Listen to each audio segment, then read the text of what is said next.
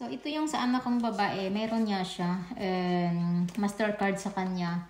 So, kailangan ko mag-request ng Mastercard. Mag-send ako ng message sa aming contact dyan sa Scan Bank. At kailangan ko ng Mastercard. Kasi mahirap guys, minsan sa ibang lugar, lalo sa Pinas or minsan sa Spain din, hindi gumagana itong Mastercard, itong Visa card ko. Ang Mastercard lang.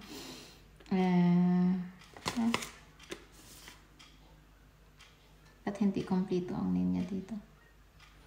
Yeah, so yung sa anak kong lalaki kasi I think kasi hindi pa siya nag-signature.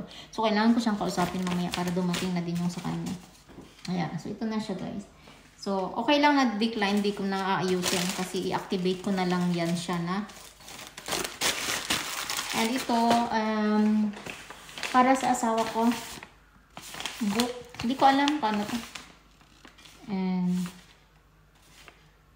baka tip niya sa akin. Kasi may book ako guys na sa wishlist. Baka book to na ibigay niya sa akin. Marites, di ba? Kasi, ba't siya mag-order? So, feeling ko, si hubby ko kasi, pag meron kaming mga ganyan na mga wishlist, hindi lang isang wishlist yung kukunin niya sa akin or bibilhin. May mga ano pa yan. Minsan may aso. May aso kasi siya natin na namatay na. So, sometimes, pag bumili siya ng mga small amount na kumukuha siya dun sa wishlist ko, pinapangalan niya guys sa aso niya. So, kunwari ito, kung para man to sa akin, book siya kasi nasa ano lang naman siya na, I don't know kung ano to, may 100 plus or 200 plus. So, naman. So, ipapangalan niya to sa aso niya na para from doon sa sa aso niya to me, di ba? So, may regalo pa yung aso. Pero hindi na siya kukuha ng aso kasi ayaw ko. Hindi kasi ako guys, dog lover. It doesn't mean na I hate them. And hindi lang ako, ayaw ko lang na may aso sa bahay talaga. Kasi may allergy ako guys. Pusa, aso, may allergy ako sa ilong. Kaya, syempre sa ilong pumapasok ang so kaya hindi ako pwede. So dati naman, kasi bago kami nagkilala, may aso na siya, kaya tinanggap ko naman. Since namatay na yung aso, sabi ko, no reason na for na magkuha pa ng aso. Kasi yung disadvantage kasi is, sinong magbabantay pag nasa vacation kami, mahirap. Kasi parang baby din yan i-walk and blah blah blah. So it's a lot of maging busy. And then yeah. So magtingin ako ng Shein doon kasi more on yun yung sa anak ko lang yan na babae na mga gift kasi yun yung gusto niya. Actually sa Shein din ako yung iba kong mga damit. Mag-ano ako guys, balot kasi from Shein, diba? Nilagay ko dito sa box kasi 3 items yata dito sa loob. Para ito sa anak kong babae. So, babalutin ko siya.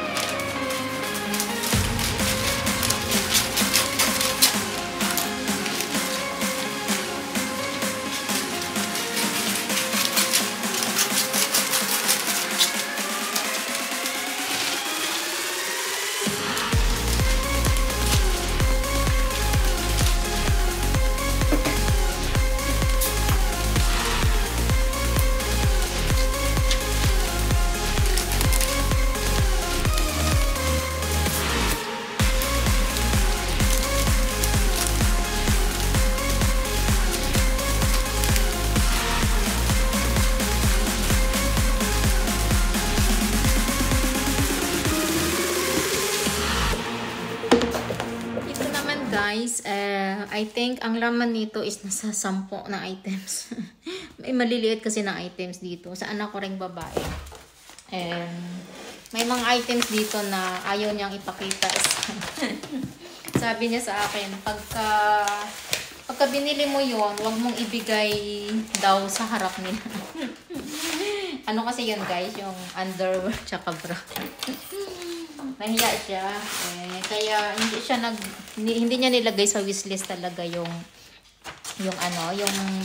underwear tsaka bra. Kasi nahihiya siya. So ang ginawa niya, oh shit, mali pala. So ang ginawa niya, inano lang niya guys, like mali ang pagkaputol ko. Kinuha niya yung phone ko at siya ang nag-ano doon, nilagyan niya siya ang nag-ano doon, nag-order. Pero ang sabi niya sa akin niya, wag ko daw ibigay ba pag sa harap nila. Pero andito na, nilagay ko na. So, bahala siya kung ipakita niya o hindi.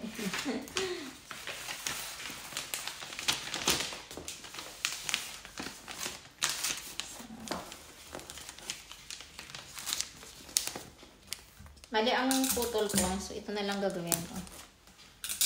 Takpan ko na lang siya mamaya. So, ayan, kaya.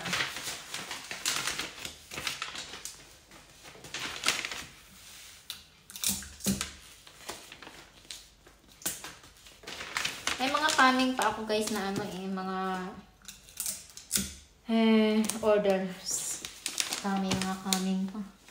Ay nako.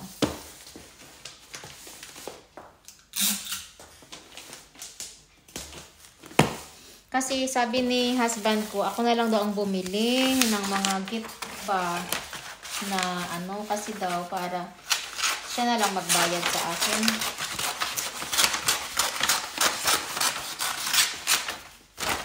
Kaya pati sa anak niya na sa kanya galing, ako na ang bumili. So, ganito ko lang siya naman para hindi siya naman or like this.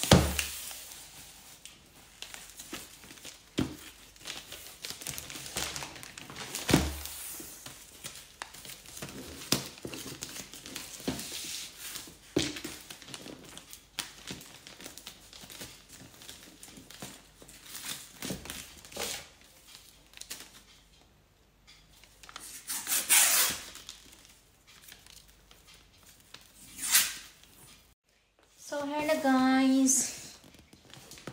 And this. So, idagdag natin doon.